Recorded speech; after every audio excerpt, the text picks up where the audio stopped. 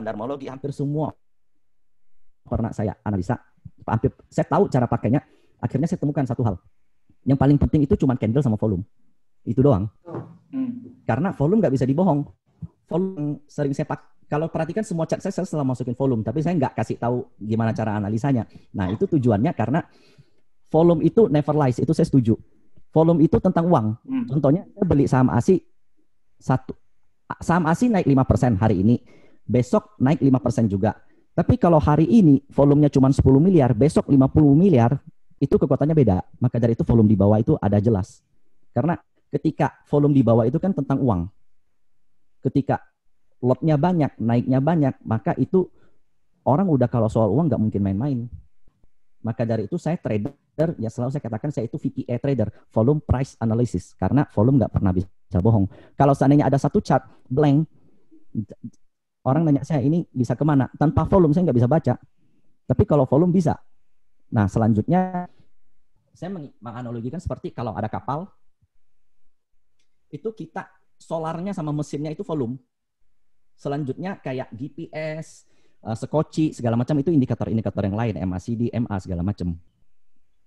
Jadi intinya biar kapal itu bisa bergerak dan nggak menipu, kamu perlu bensin, perlu mesin. Udah itu volume. Tenaga jadi ya kok? Ya, jadi ada tenaga. Volume itu penuh tenaga. Volume itu kan usaha. Bahan bakar.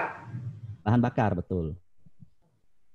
Oke, jadi lebih ke volume sama tadi volume price analysis ya? Ya, volume price analysis. Kita combine dengan candle. Karena volume itu nggak pernah bohong. Iya. Okay. Kok sekarang mau nanya kok, kalau trigger buy, hold, sell, biasanya lihat dari mana kok? Kapan ketika memutuskan beli, kapan kita mesti hold, kapan kita mesti jual? Jadi terus terang ketika saya melihat saham itu kita harus punya namanya satu kita bisa katakan kayak watchlist lah atau bisa dikatakan universe. Jadi universe itu contohnya kalau Cik Vivi dibilang properti apa? Saya ini properti industrial land. Kalau industrial land saya SSIA, BSDE, Demas. Kalau itu watchlist namanya. Itu namanya universe. Jadi nomor satunya kita harus pilih saham yang paling enggak tier 1 atau tier 2. Jangan sampai tier 3 sama tier 4. Padahal kalau properti kan banyak. Ada ASRI, ada APLN, ada seperti DILD juga ada KIJA, ada yang lain. Banyak. Jadi kita pertama watchlist nomor 1 itu yang paling rame. Yang minimal market cap-nya paling tinggi. Nah, trigger buy. Terus terang saya nggak bisa ngelihat semua saham. Contohnya hari ini jam sekian, naiknya ini yang naik, ayo beli sana, beli sini, nggak mampu saya. Jadi saya analisa saham itu ketika market close. Malam saya akan lihat ini titik penting, ini titik breakout, ini titik support. Saya lebih suka beli di support. Jadi ketika saham rame, wah ini ayo beli, itu pasti grup saham kan rame itu. HK pas segala macam itu saya abaikan. Itu saya nggak peduli. Ketika dia turun baru saya ambil karena ketika naik itu semua indikator pasti bakal menunjukkan buy. Bahaya, itu bahaya sebenarnya. Karena kalau kita teliti lagi lebih dalam, itu resikonya udah tinggi. Orang yang beli di bawah tadi beresiko buang. Jadi ketika ada pembeli, itu kita harus tahu pembeli ini kuat atau pembeli ini lemah. Pembeli yang istilahnya ikut-ikutan, trader-trader yang ngelihat ada rekomendasi ikut beli, itu pasti pembeli lemah. Mereka cuma 2-3% udah buang. Kalau mayoritas yang beli mereka ketika naik 2-3% gimana? Hancur pasti harganya setelah itu. Nah, jadi itu trigger buy saya, itu saya selalu pasang di support. In some case ketika break harga resisten saya juga bisa beli, tapi kalau ketinggalan saya nggak ikut. Contohnya, saham breakout itu kadang 5 menit aja harganya udah terbang. Itu kalau kita tinggal makan Indomie aja kadang hilang kesempatan kita. Nah, jadi saya biasanya pakai conditional order. Cuman conditional order kita tahu jeleknya sering nggak dapet. Itu aja. Jadi lebih suka ini buy on strong support nggak kok? Ya, saya lebih suka buy on strong support. Nah, jadi cari kan support berapa kali yang dia nggak tembus, kurang betul, lebih yang cari kita naksir, kayak gitu. Jadi ketika pom-poman rame, kita udah senang udah di dalam pasang jual gitu ya kok? Ketika ada pom-poman sebenarnya itu mendukung kita. Makanya iya senang saya sebenarnya kalau ada pom-poman gitu ya kok, apalagi kalau kita udah di dalam ya. Nah, kita udah di dalam, kita udah tahu duluan ini bakal naik. Maka dari itu analisa penting. Kita harus tahu saham mana yang bakal naik gitu. Entar kita perhatikan karakteristik permainan saham di Indonesia. Ketika dekat break itu pasti rame. Nggak cuman grup WhatsApp, media juga rame, forum juga rame. Bakal keluar istilahnya, contoh nih, Industrial Land Omnibus Law. Omnibus Law itu wacananya udah 2-3 bulan lalu.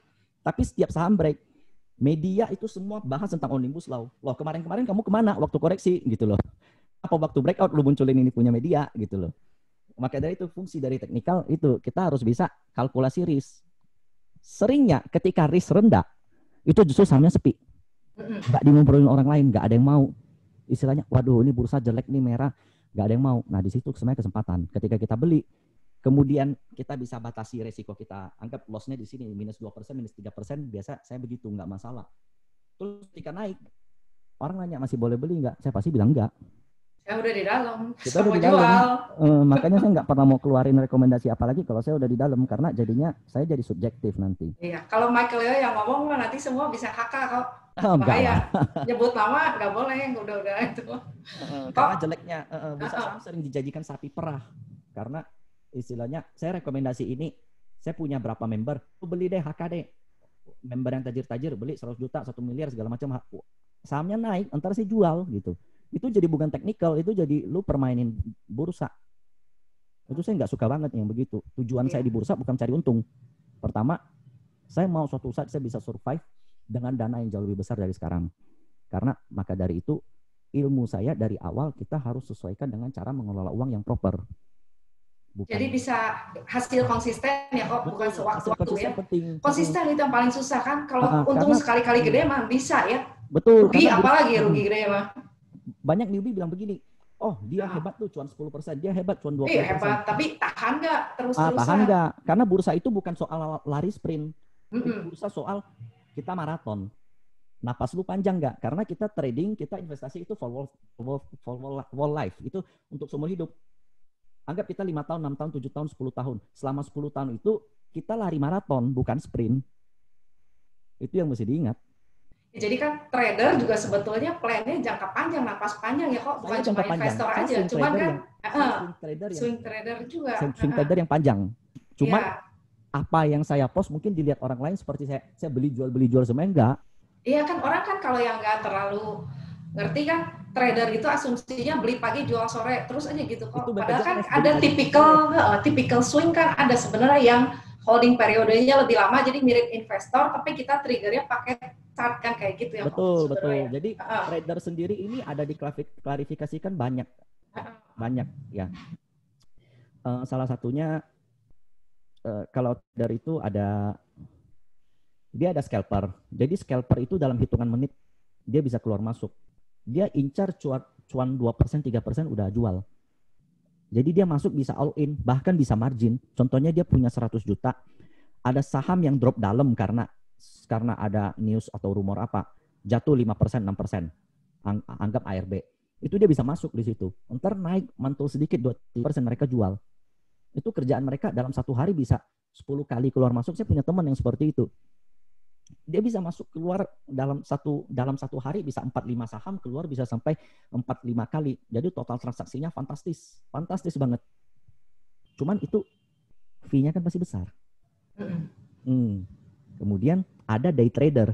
Day trader itu dalam satu hari yaitu BPJS beli pagi jual sore. Dia lihat flow. Jadi ketika anggap nih sekarang kan lagi rame nih. Kalau orang newbie bilang kalau Dow Jones hijau berarti besok kita hijau gitu. Padahal nggak selalu. Jadi ketika Dow Jones hijau dia beli pagi, entar sore dia jual. Itu namanya beli pagi jual sore atau day trader. Nah kalau saya ini swing trader. Saya ngelihat plan ini bisa selesai dalam 1 bulan ya maka saya akan hold 1 bulan. Kalau plan ini bisa selesai dalam 3 bulan maka saya akan selesaikan hold saham ini selama 3 bulan. Kalau plan saya 3 bulan berarti nggak harus tiap hari saya beli. Saya itu biasa sekali beli bisa 3 posisi. Pertama di support, seandainya tembus, saya nggak akan cut loss. Saya akan beli di support kedua. Seandainya dari support 1 ke support kedua minus 7%, kita harus hitung dulu. Contohnya saya bisa menanggung sebesar 2 juta. Nah, dari 7% ini kalau 2 juta ruginya saya masuk maksimal berapa? Nah, jadi bukan saya punya 100 juta, oke masuk dari 50 juta enggak. Kita alokasikan dulu karena Ketika bursa berjalan, itu akan banyak sekali distorsi yang bikin psikologis kita jelek. Kita lihat running track terbang, kita pengen beli. Kita lihat ini jatuh, kita pengen cut loss. Intinya, kalau belum bisa ride the wave, kita analisanya pas closing aja. Ntar eksekusinya pakai conditional order. Hanya kalau risk-nya sesuai, harganya sesuai, baru kita beli. Habis itu tinggalkan, udah pasang stop loss. Jadi ya trader juga sebenarnya nggak usah liatin layar terus ya kok. Nggak harus. Identik orang kan kalau investor ditinggal tidur kayak Pak Lo. Betul. Terus Saya juga kalau tinggal trader saham saya. nonton. Iya, ini saham yang ditidurin ya kok. Orangnya nge-zoom sama kerja. Cuman itu jeleknya ya Kak, karena di satu sisi kita bakal melihat kalau investasi saham itu santai. Sebenarnya menurut saya enggak juga. Kita harus punya analisa. Iya. Analisa itu memakai otak itu jauh lebih rumit daripada kerjaan fisik. Capek ya kok, capek bener.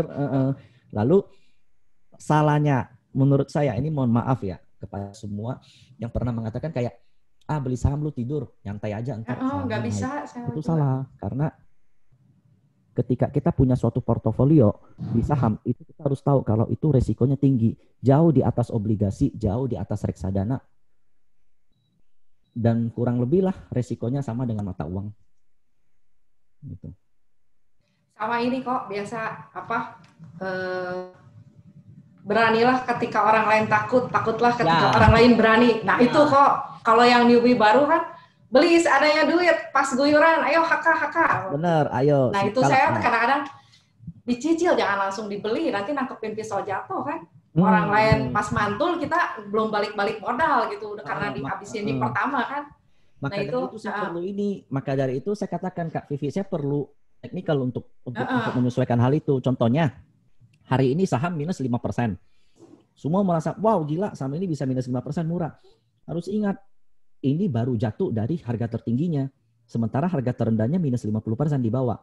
Berarti kamu akan punya margin of safety aman 50% jika harganya jatuh 50%. Hari ini baru 5%, berarti masih 45% loh. Masih downside-nya masih ada ya kok kesulitannya. Nah betul, downside-nya masih banyak. Kamu beli langsung pakai margin. Nah itu. Turun 20%, mana nggak gemeter, for sale ntar. For sale. Maka dari itu saya perlu teknikal untuk saya kombinasikan dengan money management. Sebenarnya ilmu teknikal yang aneh-aneh itu nggak perlu. Contohnya kayak saya harus bisa baca RSI ini oversold, ini overbought, ini golden cross, ini dead cross segala macam. Nggak perlu sebenarnya. Kamu harus tahu aja posisi suatu saham ini harga tertingginya berapa, harga terendahnya berapa, trennya apa, momentumnya apa, dan yang paling penting fundamental growth-nya apa. Jadi semua juga dikombinasi pakai ya kok? Dikombinasi, cuman kita harus gunakan mana yang cocok dengan kita, jangan semua. Kalau semua chart kita masukkan semua indikator, berlawanan, nggak beli-beli. Nggak beli-beli, kita analisa terus, nggak beli-beli. Benar. Kok ini ya, kalau rutinitas harian nih, kalau mau jadi trader, sebaiknya kita analisanya gimana sih kok? Saya mau tanya kok. Oke, kan pertama kali kita harus tahu posisi kita sebagai apa. Kalau kita sebagai scalper, itu udah harga mati, kamu harus lihat layar. Seharian berarti durasinya seharian. Seharian, jangankan tinggalkan. Sebentar Kak ya. Ini lebih gede nggak? Lebih keras. Oke. Jadi jangankan ini, jangankan kita tinggal layar itu. Kita pergi ke toilet aja nggak boleh kalau scalper. Karena tadi barusan aja ya. Itu ada satu saham yang lagi naik namanya JAST. Saya sama teman saya lagi ngeliat, ini saham di 125 berpotensi, tapi dia harus mesti jual di 130. Itu kejadian hanya dalam sekitar 30 detik. Dari 125 naik ke 133, kemudian drop lagi ke 126. Nah, bayangkan kalau kita beli di 125, kemudian kita tinggalin. Balik BP. Sementara kalau scalper itu tangannya cepat, di 130-an udah jual. Dan saya memutuskan itu bukan rutinitas saya. Saya nggak bisa seperti itu. Bisa, tapi harus mesti fokus. Nah, jadi kalau yang paling reliable bagi seorang, seandainya masih ada kegiatan lain, pengusaha atau mungkin mahasiswa atau masih sebagai kerja kantoran, nah itu paling reliable itu adalah swing trader. Karena jika ada konsolidasi selama 3 bulan, maka umumnya saham tersebut ketika capai target itu akan mendekati masa konsolidasinya. Jika konsolidasinya 3 bulan, maka dia akan capai target kurang lebih 2 bulanan, kurang lebih. Nah, jadi rutinitas sebagai seorang trader, analisa itu mesti setelah jam closing. Jangan ketika opening beli baru analisa, nggak akan ini, nggak akan dikejar-kejar waktu. Lihat running trade, harga segini, harga sekian, belum harus atur stop loss, harus hitung mau masuk berapa. Jadi seorang trader jangan dianggap selalu tiap hari lihat layar. Enggak, itu yang keren-kerenannya, yang ditunjuk-tunjukin ke orang. Wah, layar semua, habis itu running trade semua, telepon sana, telepon sini. Enggak begitu juga.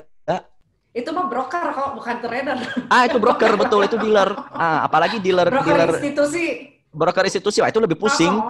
Itu karena dia ngelawan VWAP, ngelawan pasar. Iya. Kalau kita enggak, di trader itu analisa cukup di dalam, ketika closing, kemudian kita eksekusi pakai conditional order, udah beres. Jadi saya contohnya saya ketemu 5 saham incaran nih, saya pasang 5-5-nya pembelian. Saya pasang pagi, ntar closing saya lihat, dapat 3, 1 untung, 2 untung. Oke, selanjutnya saya analisa lagi, support pembeliannya di mana, segala macam. Jadi udah ibarat kayak pelihara ikan lah. Saya punya 5 kolam nih, saya masukin ikan. Nah, saya kasih makan, ntar saya tinggalin, ntar saya lihat dia jadi apa. Apakah bisa tumbuh atau bisa sakit. Kalau sakit, saya harus lihat apakah saya harus buang atau saya pertahankan. Jadi, swing trader rutinitasnya seperti memelihara ikan kalau menurut saya. Enggak yang gitu-gitu amat. Iya, enggak sehari. Orang kan image-nya kalau trader seharian melotot layar itu mah broker kayak saya. Itu broker atau scalper. Kalau swing trader enggak. Jadi trader juga yang memang ada dibikin simple juga bisa ya kok. Iya, betul. Terus itu cara screener kriteria saham yang memenuhi selera Ko Michael tuh kayak gimana? Misalnya volumenya gede, terus mesti saham uptrend, mesti saham apa-apa, ada spek khusus nggak yang memenuhi kriteria screenernya Ko Michael sendiri gitu kalau dari yang sepanjang saya lihat ya di bursa Indonesia, suatu saham bisa naik dia harus punya katalis, itu satu dulu. Kita tahu saat ini yang lagi heboh itu Omnibus Law. Omnibus Law itu rumor di pasar itu kan akan meningkatkan investasi asing. Apakah benar atau enggak kita nggak tahu. Dan yang meningkatkan investasi asingnya itu terutama di bidang land industrial estate. Jadi ketika asing mau masuk ke Indonesia, dia bakal perlu pabrik, dia perlu manufaktur. Nah, industrial land itulah yang bakal menjadi sektor yang paling diuntungkan. Itu sebenarnya masuknya sektor ke properti.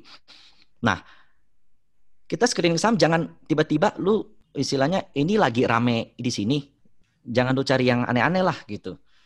Kita screening saham lihat momentum, karena trader itu perlu momentum, perlu katalis. Kita perlu katalis, itu nggak bisa ditampik.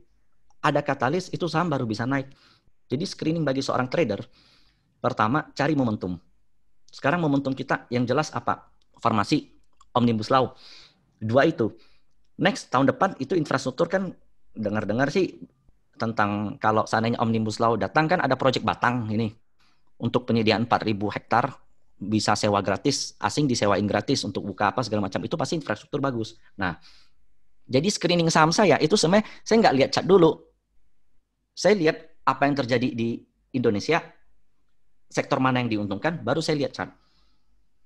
Nah, terkadang ada hal yang berbeda. Sebagai contoh, saya yakin value investor dimanapun nggak akan mau di saham BBKP.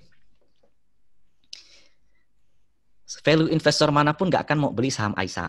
Karena AISA masalah GCG. BBKP masalah likuiditas perusahaannya nggak sehat. Nah, di sini uniknya sebagai seorang teknikalis, kita bisa melihat inflow atau dana masuk itu di saham yang justru nggak disuka sama orang. BBKP itu saya dapat beggar loh, Cik. Dari 150-an sampai 300-an. Saya sempat entry 2 kali di 200 naik 50% lagi. Kenapa bisa? Karena ada isu merger and acquisition. Jadi Bank Kokmin itu pengen masuk ke Indonesia. Jadi kalau seandainya mereka harus urus surat-surat segala macam ribet. Jadi mereka caplok bank yang lagi bermasalah aja. Itu namanya turnaround story. Jadi yang benar-benar hancur, ada backup di belakang, dia bisa naik. Nah, di situ kita harus bisa nangkep momentum sebagai trader. Jadi, kenapa saya katakan kita harus bisa ngelihat growth perusahaan, potensi, forecasting. Kita nggak bicara yang ke belakang.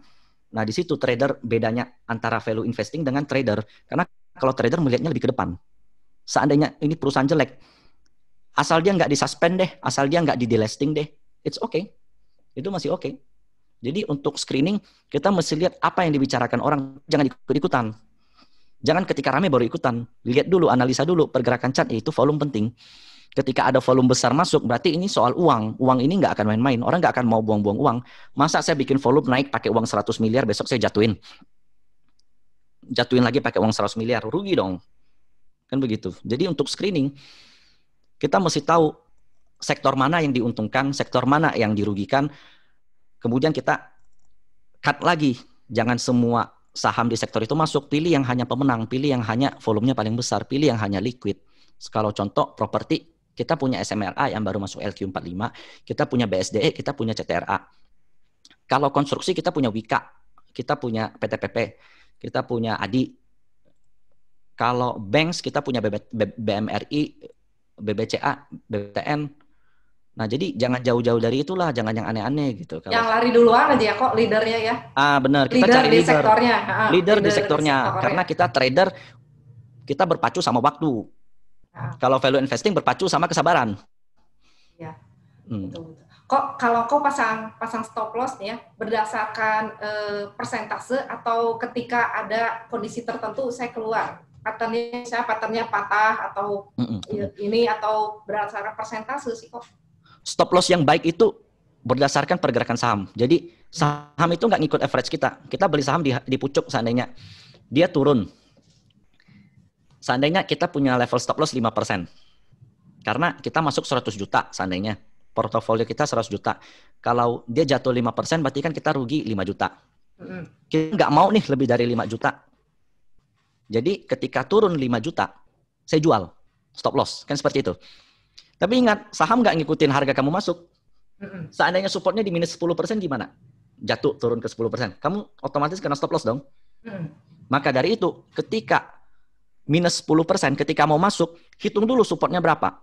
Risikonya berapa? Seandainya risikonya 10%, kamu hanya mampu nampung rugi 5 juta. Berarti kamu masuknya berapa harusnya? 50 juta dong, jangan 100 juta. Hitung balik jadinya ya? Ya, berarti dihitung balik, di feedback, di backtrack gitu. Jadi seperti itu, stop loss yang baik itu, stop loss yang mengikuti pergerakan harga saham, bukan tentang portofolio kita. Karena market itu nggak peduli portofolio kita. Lu mau minus 90%, minus 98%, lu mau pakai margin, mau kena for sale, dia nggak akan sama kita. Ya udah deh, lu ini kan udah rugi banyak, gue angkat dulu deh, nggak gitu. Jadi market itu seperti hutan rimba. Ya kita yang harus, setiap posisi kita harus hati-hati. Kalau saya bilang tadi, ketika kita awal masuk ke bursa, itu ibarat kita dikasih peluru sama pistol. Nah peluru ini harus kita pakai manfaatin baik-baik.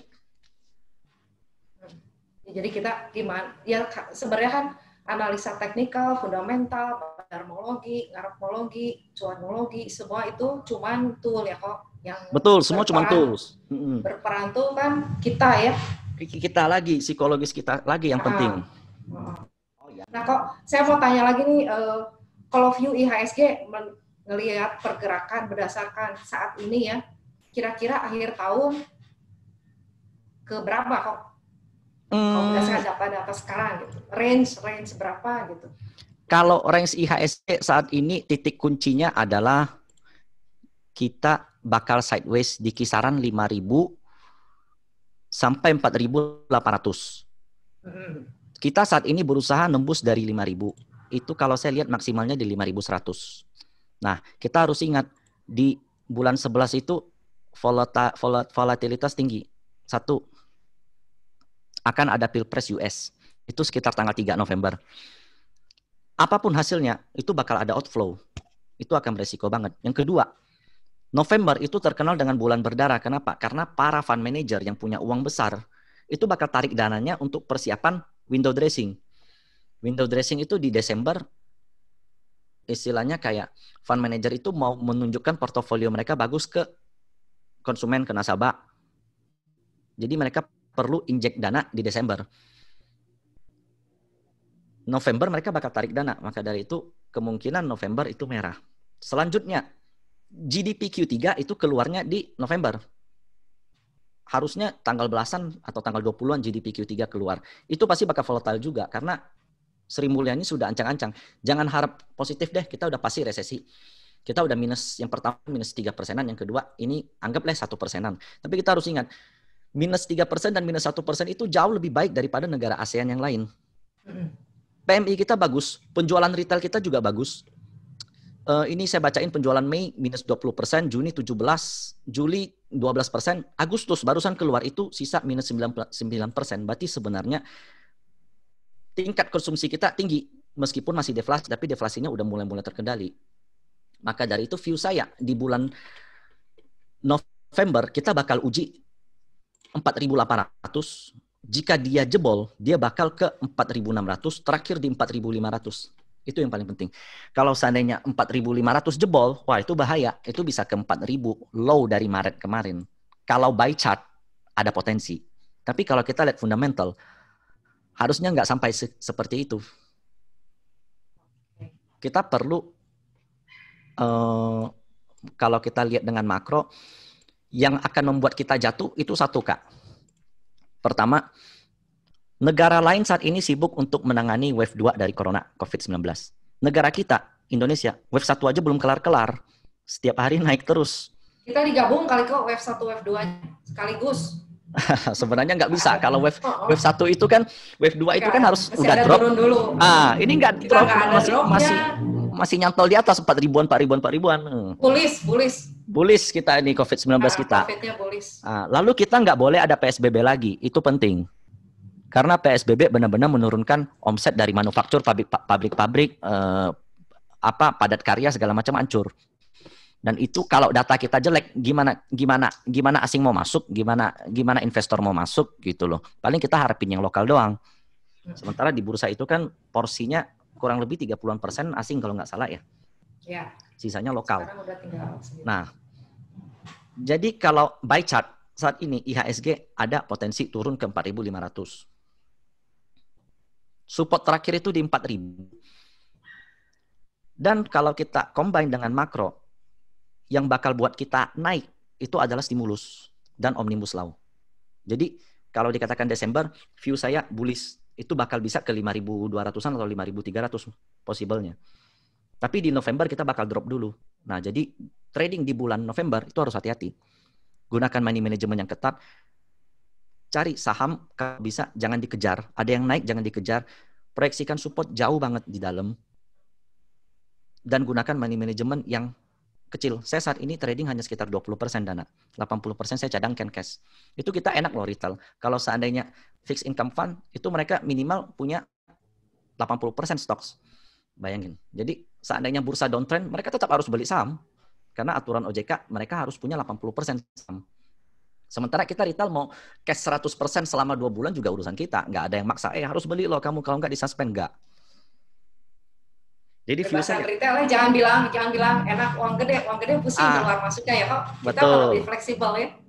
Maka Desember. Jadi konklusinya bagi saya Desember kita bullish. Jadi November belanja, Desember jual ya kok. Betul. Buy on weakness di November, tapi kalau di support kuat. Betul. Andre, ada yang mau ditanyain nggak, Andre? Oke. Michael ini saya ngedengerin jadi makin tertarik juga pengen belajar teknikal ya. Mau tanya nih ke Ko Michael juga nih. Jadi kalau untuk value investor seperti saya nih, perlu belajar teknikal apa aja nih?